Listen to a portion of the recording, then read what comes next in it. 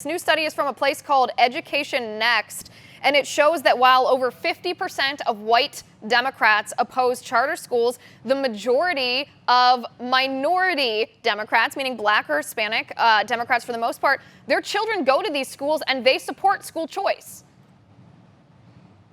Yeah, a lot of times the charter schools in urban areas where traditional public schools have performed badly and, more importantly to parents, sometimes are incredibly unsafe, charter schools have become an option for a lot of urban parents who are primarily Democrats. And that's, I think, why you're seeing this huge split opening up in Democratic Party polling between Black and Hispanic Democrats on the one hand, where strong majorities favor charter schools, and white Democrats on the other, who oftentimes are more likely to be able to exercise school choice the way that wealthier folks always have, which is to pick up and move to a district with a school that better suits the needs of their child.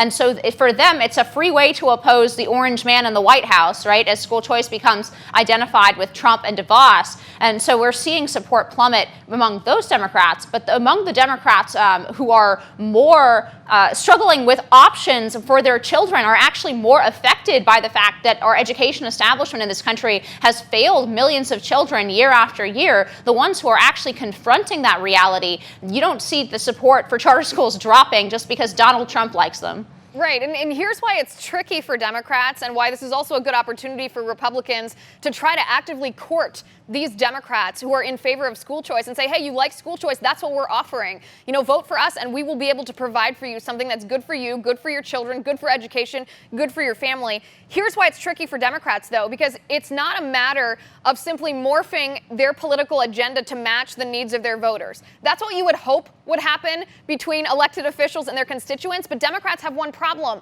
They're tied to the teachers' unions. Teachers' unions give Democrats tons of money, and in return, Democrats use teachers' unions as a way to indoctrinate public school children in leftist ideology. How are they going to handle this? Because I don't see this becoming an issue where some Democrats take the side of school choice and some don't on the candidate level because they all need the money from teachers' unions.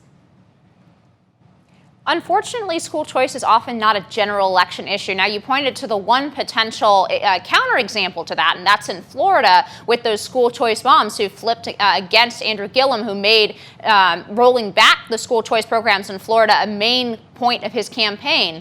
But oftentimes, this issue is not a general election issue, but it can matter in Democratic primaries. And in fact, it has mattered in Democratic primaries for mayorships all over the country. This is a frequent, actually, primary issue on the Democratic side between mayoral candidates, right? Some of them are in favor of charter schools and school choice. Some of them are against. We saw Bill de Blasio in New York coming in very strongly against charters. That is a fight within the Democratic Party.